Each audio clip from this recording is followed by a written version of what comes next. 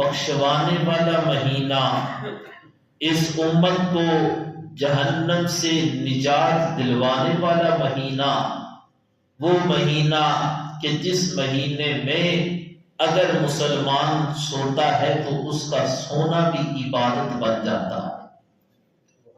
اگر وہ عبادت کرتا ہے تو رب ذوالجلال سوچ سے بھی بڑھ کر اس عبادت پر اس کو اجر عطا فرماتا ہے۔ اگر وہ عبادت کر کر کے تھک جاتا ہے، خاموش ہو کر بیٹھ جاتا ہے، تو اس کی خاموشی بھی عبادت میں شامل ہو جاتی ہے۔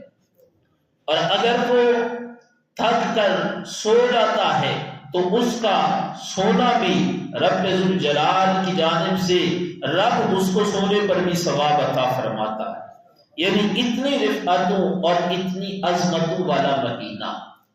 ہمارا موضوع ہے استقبال رمضان المبارک، کہ ہم نے ماہ رمضان کا استقبال کس انداز میں کرنا ہے، رمضان کا مشن کیا ہے، رمضان المبارک کا پیغام کیا ہے، رمضان کیا لے کر آ رہا ہے، رمضان المبارک سے پہلے ہمیں تیاری کیا کرنی ہے، اور ہم نے ماہ رمضان المبارک میں اللہ کی طرف سے جو رحمتوں اور برکتوں کی برسات ہوتی ہے، ہم نے کس طرح اس سے رمضان المبارک میں فائدہ حاصل کرنا ہے۔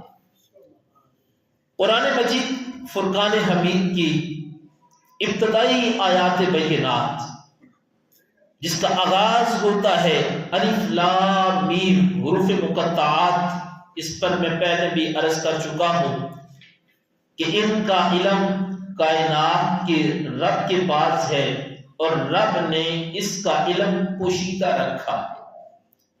کچھ محبوب ہستیاں جس طرح امام الانبیاء صلی اللہ علیہ وآلہ وآصحابہ وسلم، اعلی حضرت امام احمد رضا خان فاضل بریلوی رحمۃ اللہ علیہ نے بھی لکھا، اور دیگر مفسرین نے بھی اس کو بیان کیا کہ اللہ نے اپنے محبوب کو بھی اس کا علم عطا فرمایا ہے، حروف مقطعات کا۔ آگے فرمایا ذالک الکتاب لا ریب فیہ، اس کتاب قرآن مجید کے بارے میں فرمایا گیا، فرمایا کہ قرآن مجید میں ہم نے کسی قسم کے شک کی گنجائش باقی نہیں رکھی۔ ایک ہے اس کا سوچنا کہ ہو سکتا ہے یہ درست ہے، ہو سکتا ہے نہ ہو، رب فرماتا ہے یہ بڑے دور کی بات ہے، ہم نے کسی قسم کے شک کی گنجائش نہیں رکھی، لا ریب فیہ، ہم نے تو اس کتاب کو بے عیب بنا دیا ہے، تم اس میں شک نہیں کر سکتے، تم اس کی کسی آیت کا انکار نہیں کر سکتے، تم یہ نہیں کہہ سکتے کہ اتنا مانتا ہوں اتنا نہیں مانتا، تم یہ نہیں کہہ سکتے کہ میری عقل تسلیم کرتی ہے یا عقل تسلیم نہیں کرتی۔ فرمایا اگر تم یہ انداز اپناؤ گے کہ اتنا مانتا ہوں اتنا نہیں مانتا، تو بندہ مسلمان ہو ہی نہیں سکتا۔ کیوں کہ قرآن مجید کی ایک آیت کا انکار کرنے کی وجہ سے بندہ دائرہ اسلام سے خارج ہو جاتا ہے۔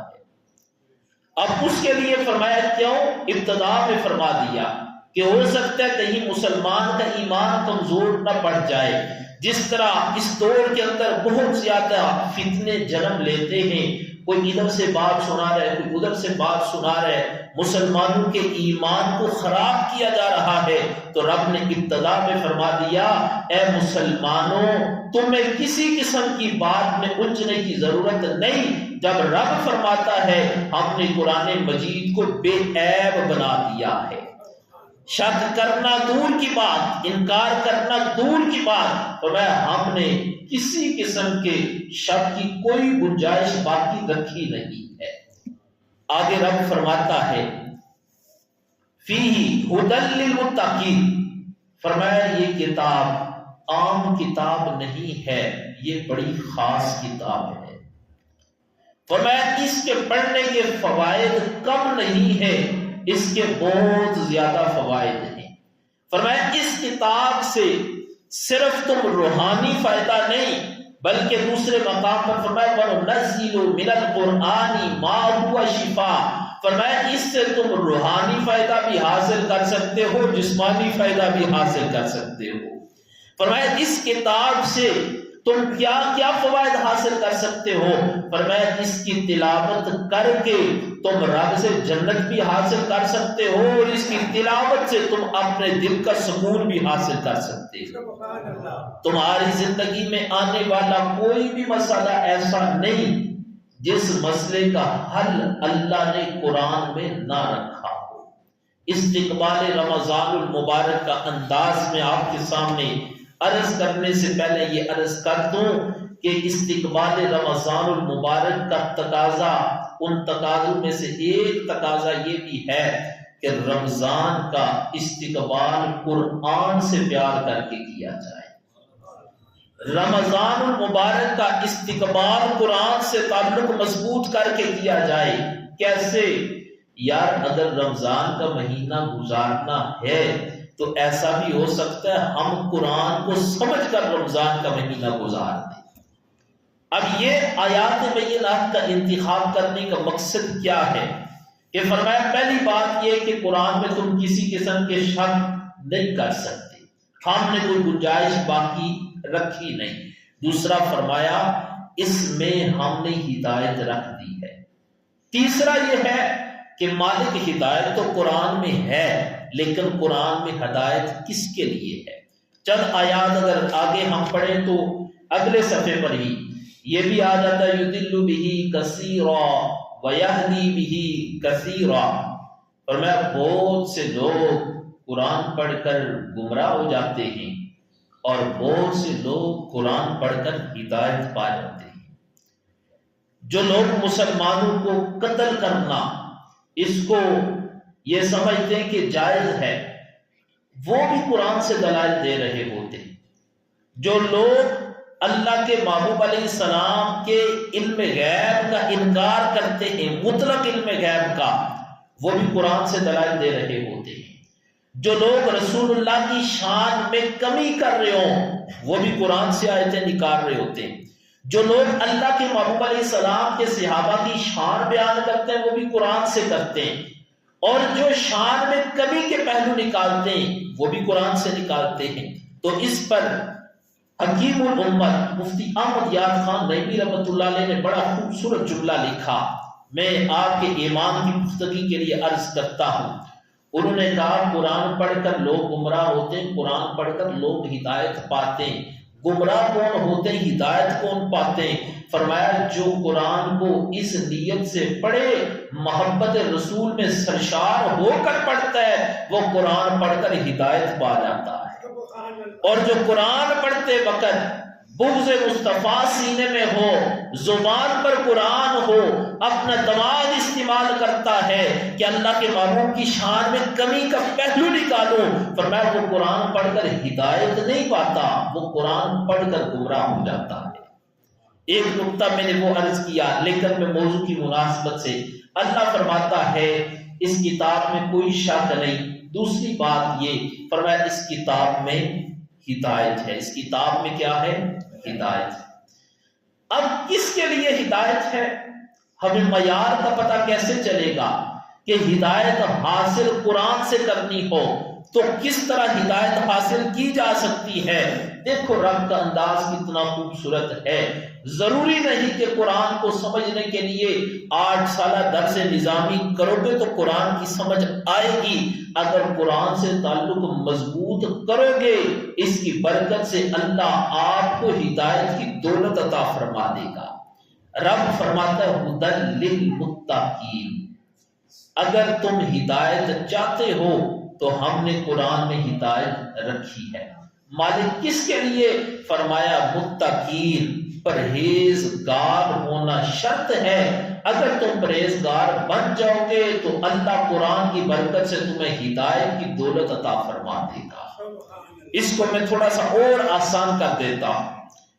کیونکہ بات سمجھانا مقصد ہے، دلائل دینا مقصود نہیں، مقصد ہے کہ بات آپ تک پہنچے اور بات کو آپ سمجھ پائیں اور وہ بات آپ پر اثر کرے اور آپ کا دل آپ کو اس بات پر مجبور کرے کہ یار جو ہم نے قرآن کا درس سنا ہے ہم کوشش کریں کہ اس پر عمل کر کے اپنی دنیا کو بھی بہتر کریں، اپنی آخرت کو بھی بہتر کریں۔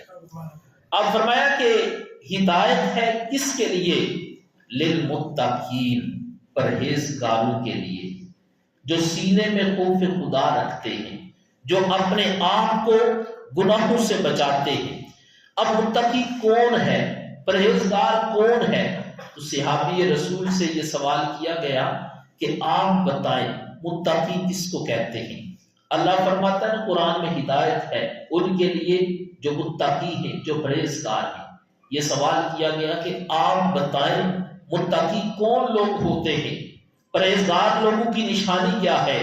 تو بڑا خوبصورت انداز ہے، قرآن کی تفسیر میں یہ حدیث مبارکہ ذکر کی گئی ہے۔ آج میں ابن کثیر میں پڑھ رہا تھا، تو جب یہ سوال کیا کہ متقی کون ہے تو آگے سے انہوں نے سوال کر دیا کہ یہ بتاؤ کہ تمہارا گزر ایک ایسی جگہ سے ہو جہاں پر جہاڑیاں ہی جہاڑیاں ہوں، یعنی کانٹے ہوں، تم نے گزرنا ہے، دائیں بائیں کانٹے ہی کانٹے ہیں، تو یہ بتاؤ کہ جب اس علاقے سے گزرو گے تو کیسے گزرو گے؟ انہوں نے کہا ظاہری بات ہے جب ہر طرف کانٹے ہی ہوں گے، میں نے وہاں سے گزرنا ہے تو گزرتے وقت دونوں چیزوں کا خیال رکھنا ہے، اپنے لباس کو بھی بچانا ہے اور اپنے جسم کو بھی بچانا ہے۔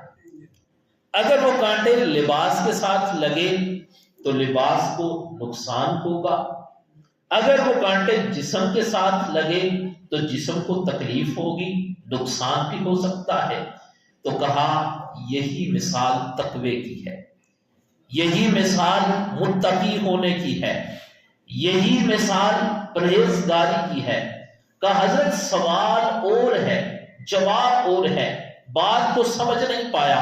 میں نے پوچھا متقی پرہیزگار کون ہے، کیا علامتیں ہیں؟ اور آپ نے کہا جس راستے سے تم گزرو کیسے گزرو گے؟ تو میں نے کہا کہ جسم کو بھی بچاؤں گا، لباس کو بھی بچاؤں گا۔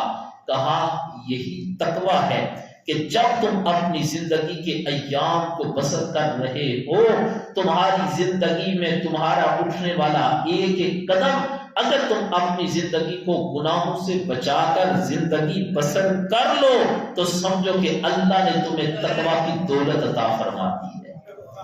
اب اس پر بہت زیادہ اقوال مفسرین نے بیان کیے جو میں نے آج بھی متعدد تفاسیر میں پڑھے، لیکن میں وہ سارے اقوال ذکر نہیں کر رہا، میں صرف ان کا خلاصہ آپ کے سامنے رکھتا ہوں کہ اب یہ استقبال رمضان کا انداز ہے۔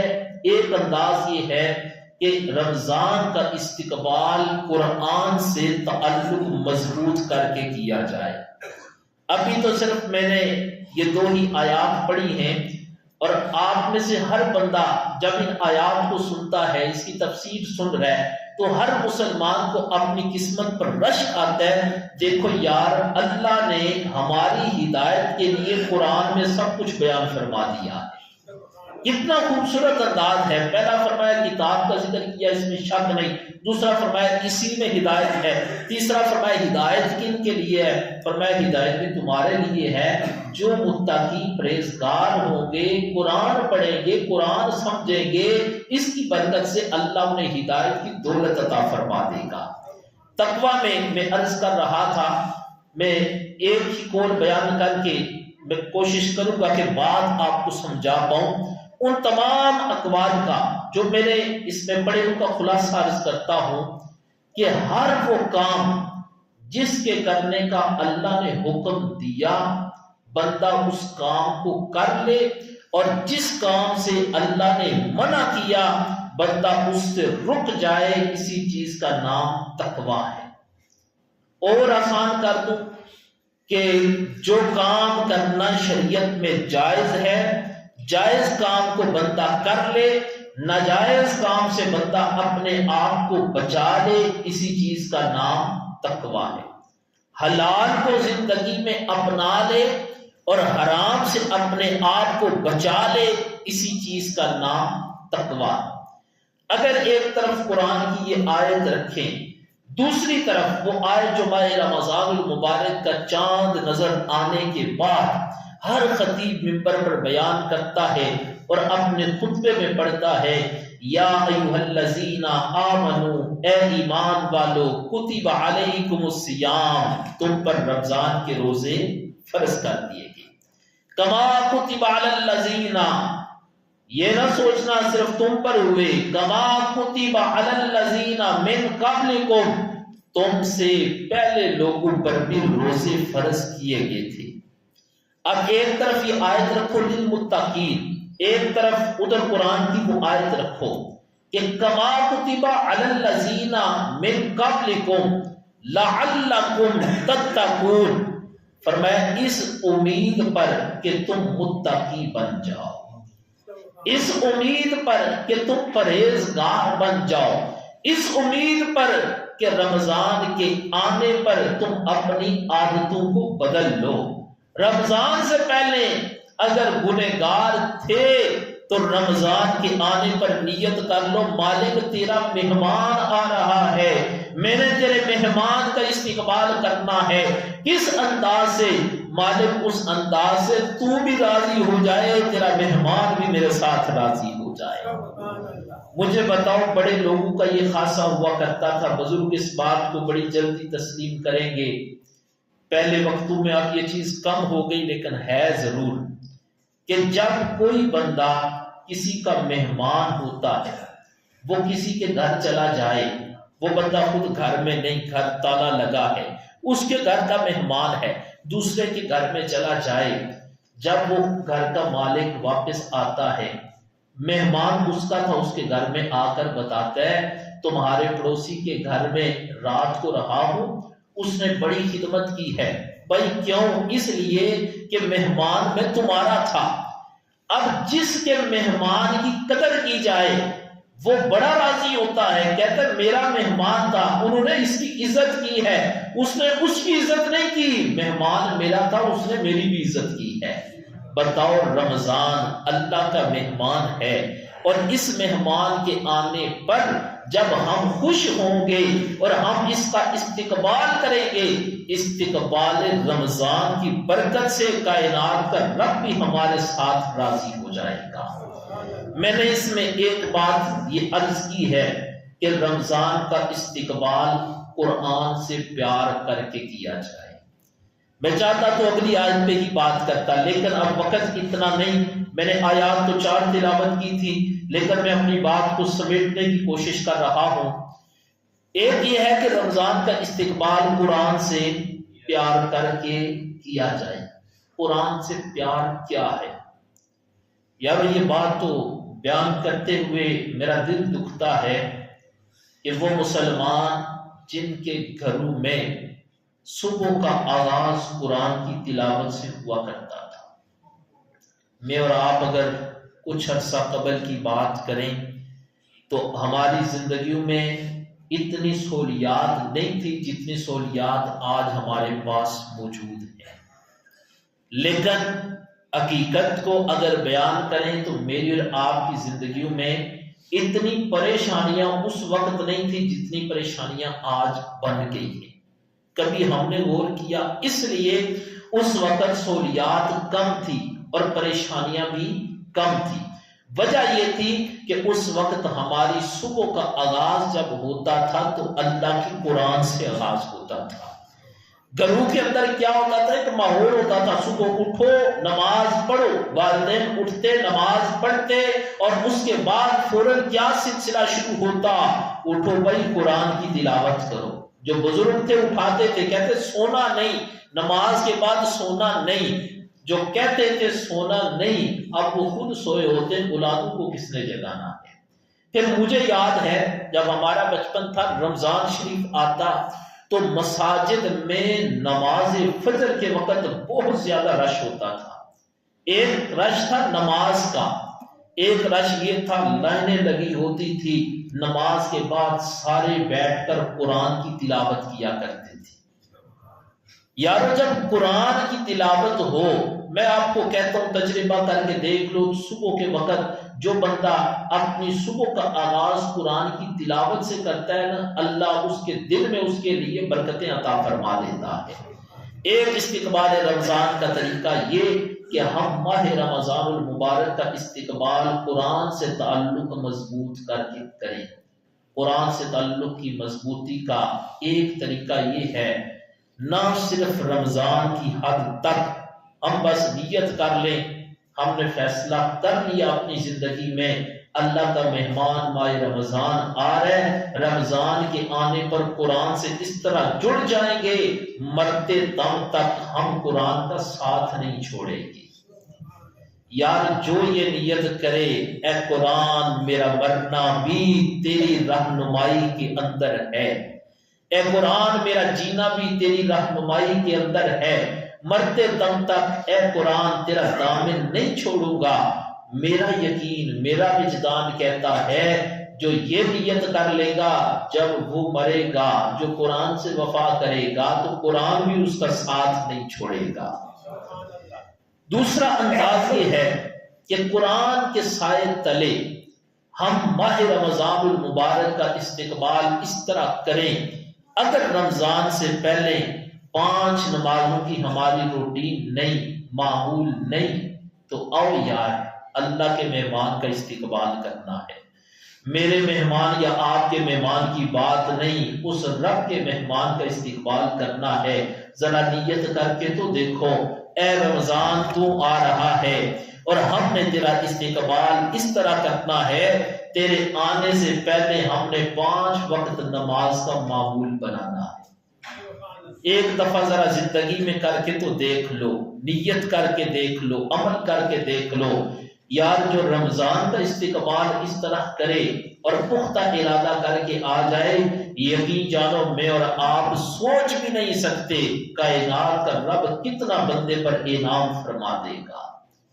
تیسرا انداز یہ ہے، ایک ہے قرآن، ایک ہے نماز، کہ ہم یہ نیت کریں اگر رمضان سے پہلے ہماری زندگی گناہوں میں ڈوبی ہوئی ہے، قدم قدم پر گناہ کرتے ہیں، ہم نیت کر لیں اللہ کا مہمان ماہ رمضان آ رہے، رمضان کے آتے ہوئے اس کا استقبال اس انداز میں کریں کہ ہم یہ نیت کریں کہ مالک تیری نافرمانی میں زندگی گزاری، ہم سچے دل کے ساتھ توبہ کرتے ہیں، یا اللہ تیرے مہمان کو گواہ بنا کے توبہ کرتے ہیں، پہلے زندگی گناہوں میں بسر کر دی، الہی استقبال رمضان اس انداز میں کر رہے ہیں، آج کے بعد ہم اپنے آپ کو چھوٹے بڑے گناہوں سے بچانے کی کوشش کریں گے۔ چوتھا انداز یہ اپنائیں، الہی ہم رمضان المبارک کا استقبال حقوق اللہ کا خیال رکھتے ہوئے کریں گے، اور 5واں انداز یہ اپنائیں کہ مالک استقبال رمضان ہم حقوق العباد کا خیال رکھتے ہوئے کریں گے۔ حقوق العباد کا خیال کیا ہے؟ ماہ رمضان شریف آ رہا ہے، اور جب بھی رمضان کے استقبال کے طور پر میرا خطبہ ہوتا ہے یہ بات میں ضرور عرض کرتا ہوں، بعض لوگوں کی عادت ہوتی ہے رمضان شریف آ رہا ہے، رمضان میں پوچھتے ہیں 4 جمعے 5 جمعے، ہر جمعے کو میرے پاس نیا کپڑوں کا سوٹ ہو اور وہ پہن کر میں نماز جمعہ کو ادا کروں۔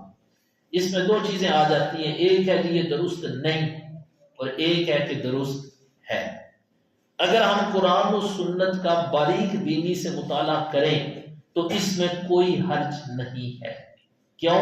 اگر اللہ نے آپ کو مال دیا ہے، جس کو اللہ مال دے، اگر جس طرح رب نے دیا وہ اللہ کے راستوں میں یا نیکی کے کاموں میں خرچ نہ کرے تو اس سے اس کا حساب ہوگا۔ دوسرا انداز کیا؟ یار اگر اللہ نے دیا ہے تو آپ کرو، ہم منع نہیں کر سکتے جس نیت پر آپ کر رہے ہو۔ دوسرا انداز یہ ہے کہ جو 4 کپڑوں کے سوٹ رمضان کے 4 جمعوں کے لیے خریدنے ہیں، اگر اللہ نے آپ کو توفیق دی تو ہو سکتا ہے آپ کے رشتہ داروں میں، آپ کے محلے میں کچھ ایسے بھی لوگ موجود ہوں جن کے پاس سحری اور افطاری کا سامان موجود نہیں ہے۔ یار آؤ رمضان کا استقبال اس طرح کر لیتے ہیں، ہم اپنے رشتہ داروں میں، اپنے محلے میں، دیگر احباب کی طرف ایک نظر دوڑائیں اور یہ دیکھیں کہ کون کون مستحق ہے۔ رمضان المبارک کا چاند نظر آنے سے پہلے آپ ان کے گھروں میں رمضان کا راشن بھیج دیں۔ اب کیا ہوگا، وہ جو کپڑوں کے سوٹ آپ نے خریدنے تھے اس کا فائدہ صرف آپ کی ذات کو ہوگا، لیکن جو آپ نے مال ان کو دیا، راشن بھیجا، وہ ہر سحری کے وقت، سحری کے بعد ہاتھ اٹھا کر آپ کے لیے دعا کریں گے، وہ ہر افطاری کے وقت آپ کے لیے دعا کریں گے۔ تو اس لیے رمضان المبارک میں اس پہلو کو بھی مد نظر رکھیں۔ اللہ نے کرم فرمایا، آپ کو عطا فرمایا ہے، تو آپ دوسرے مسلمانوں کا خیال ضرور رکھیں۔ پھر رمضان شریف کے اندر مساجد کو آباد کرنے کا اہتمام کریں۔ ذرا خود سوچو، جب رمضان آئے اور رمضان کا استقبال اس انداز میں کریں کہ مساجد آباد ہوں۔ آباد کس سے ہوتی ہیں؟ کارپیٹ سے نہیں ہوتی، ٹائل سے اور اے سی لگنے سے، پنکھوں کے لگنے سے کبھی مسجدیں آباد نہیں ہوتی۔ مسجدیں ہمیشہ نمازیوں سے آباد ہوتی ہیں۔ تو اس لیے کوشش کریں کہ استقبال رمضان اس انداز میں کریں۔ اگر رمضان سے پہلے فجر کے وقت ایک صف ہوتی ہے تو رمضان کے مہینے میں مسجد بھر جائے، پتہ چلے کہ رسول اللہ کے عاشقوں نے ماہ رمضان المبارک کا استقبال کس طرح کیا ہے۔ اللہ تعالی ہم سب کو ماہ رمضان المبارک کا اچھے مثبت انداز میں استقبال کرنے کی توفیق عطا فرمائے۔ اللہ ہم سب کو رمضان کی برکتوں سے مالا مال فرمائے۔